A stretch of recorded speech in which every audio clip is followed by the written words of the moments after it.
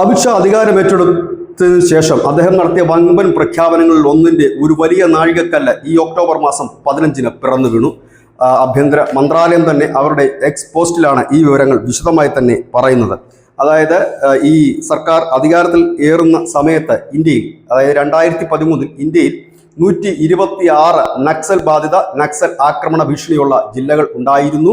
ഒപ്പം തന്നെ വലിയ രീതിയിൽ തന്നെ നക്സൽ ആക്രമണങ്ങളും നക്സലിന്റെ പിടിയിലമർന്ന അനവധി ജില്ലകളും ഉണ്ടായിരുന്നു. ഇന്ന് അവയുടെ എണ്ണം വളരെ കുറഞ്ഞിരിക്കുന്നു എന്നുള്ളതാണ് ഏറ്റവും പ്രധാനപ്പെട്ട വാർത്ത. അതായത് ഈ ഏറ്റവും കൂടുതൽ നക്സൽ ബാധിത മേഖലയിൽ നക്സൽ പ്രവർത്തനം നടക്കുന്ന 18 ജില്ലകൾ അത് 11ആയി കുറച്ചിരിക്കുന്നു. ഒപ്പം തന്നെ നക്സലുകളുടെ പിടിയിലമർന്ന ജില്ലകൾ 6 എണ്ണമായിരുന്നു, അതിപ്പോൾ 3 എണ്ണമായി മാറിയിരിക്കുന്നു. ഒക്ടോബർ മാസം ഇതുവരെ 139 നക്സലുകൾ കീഴടങ്ങി. അത് 2 ദിവസത്തിനുള്ളിലാണ് ഈ 139 നക്സലുകൾ കീഴടങ്ങിയത്.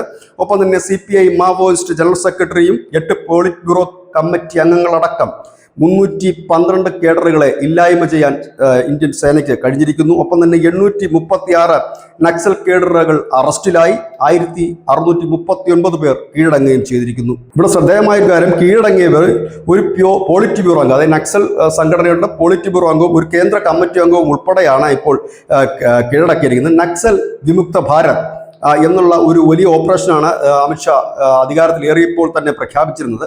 ഈ 2026 മാർച്ച് 31-നകം ഇന്ത്യ നക്സൽ രഹിതമായ ഒരു രാജ്യമാക്കി മാറ്റുമെന്ന് അദ്ദേഹം അന്ന് പ്രതിജ്ഞ എടുത്തിരുന്നു.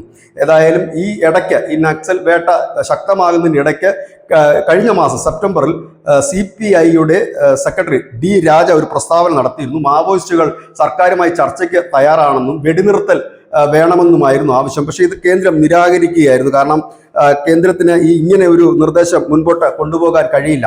ഏതായാലും ദേശീയ കർമ്മ പദ്ധതി തയ്യാറാക്കുന്നതിലൂടെയും ബഹുമുഖ സമീപനം വിഭാവനം ചെയ്യുന്നതിലൂടെയും നേട്ടം കൈവരിക്കാനായി ഇന്റലിജൻസിനെയും ഒപ്പം തന്നെ ജനസൗഹൃദങ്ങളെയും കൂട്ടിയിണക്കിക്കൊണ്ട് ഇത്തരം പ്രവർത്തനങ്ങളെ നിരീക്ഷിക്കാൻ കഴിഞ്ഞിരിക്കുന്നു. സുരക്ഷാ സേനയുടെ ദ്രുതഗതിയിലുള്ള ആധിപത്യം നക്സൽ മേഖലകളെ പൂർണ്ണമായി തന്നെ വിമുക്തമാക്കാൻ കഴിഞ്ഞിരിക്കുന്നു. കോൺഗ്രസിന്റെ ഒരു കാലത്താണ് നക്സലിസം വളരെയധികം കൂടിയത്. 2010-ൽ മൻമോഹൻ സിംഗ്, അന്നത്തെ പ്രധാനമന്ത്രിയായ മൻമോഹൻ സിംഗ് പറഞ്ഞത് ഇന്ത്യ നേരിടുന്ന ഏറ്റവും വലിയ ആഭ്യന്തര വെല്ലുവിളി നക്സലിസമാണെന്നാണ്.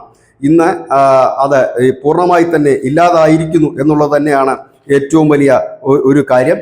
അതായത് നക്സലുകൾ കീഴടങ്ങുകയല്ല, പകരം ഒരു വെടിനിർത്തൽ ആവശ്യമാണ്, സർക്കാരുമായി ചർച്ച. ഇത് തന്നെയായിരുന്നു മുൻകാലങ്ങളിൽ കോൺഗ്രസ് സർക്കാരിന്റെ കാലത്തൊക്കെ ഉണ്ടായിരുന്നു. പക്ഷെ അമിത്ഷാ അതിന് ചെവി കൊടുത്തില്ല. അമിത്ഷാ പറഞ്ഞത് ഒന്നുകിൽ വെടിയേറ്റ് മരിക്കുക, അല്ലെങ്കിൽ ആയുധം വെച്ച് കീഴടങ്ങുക, ഈ 2 കാര്യങ്ങളേ ഉള്ളൂ. അതിനിടയിൽ വെടിനിർത്തലോ ചർച്ചകളോ ഇല്ല എന്ന് അസന്നിഗ്ധമായി പറയുകയും ചെയ്തു. ഏതായാലും 2026 മാർച്ച് 31-ന് മുമ്പായി ഇന്ത്യ നക്സൽ രഹിത രാജ്യമായി മാറും. News desk.